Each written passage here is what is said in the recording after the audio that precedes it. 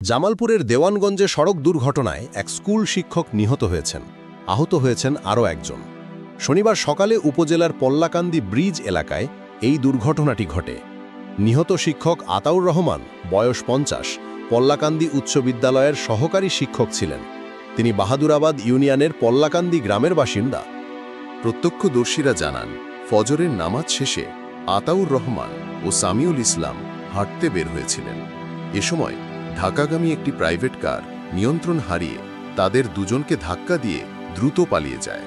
স্থানীয়রা গুরুতর আহত অবস্থায় তাদের উদ্ধার করে দেওয়ানগঞ্জ উপজেলা স্বাস্থ্য কমপ্লেক্সে নিয়ে গেলে চিকিৎসক আতাউর রহমানকে মৃত ঘোষণা করেন, আর সামিউল ইসলামকে আশঙ্কাজনক অবস্থায় ময়মনসিংহ মেডিকেল কলেজ হাসপাতালে রেফার করা হয়।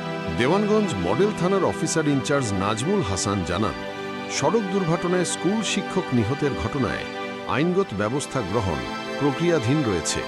দেওয়ানগঞ্জের পোলকান্দি গ্রামে আতাউর রহমানের মর্মান্তিক মৃত্যুর খবর ছড়িয়ে পড়ার সঙ্গে সঙ্গে এলাকা জুড়ে শোকের ছায়া নেমে এসেছে।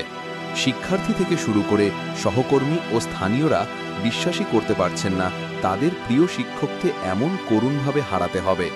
বিদ্যালয়ের প্রধান শিক্ষক বলেন, তিনি ছিলেন আদর্শ শিক্ষক, যারা শুধু বইয়ের পাঠই দেননি, জীবন ও নৈতিকতা শেখাতেন। তার অনুপস্থিতি স্কুলের জন্য এক অপূরণীয় ক্ষতি। শিক্ষার্থীরা কান্নায় ভেঙে পড়েছে।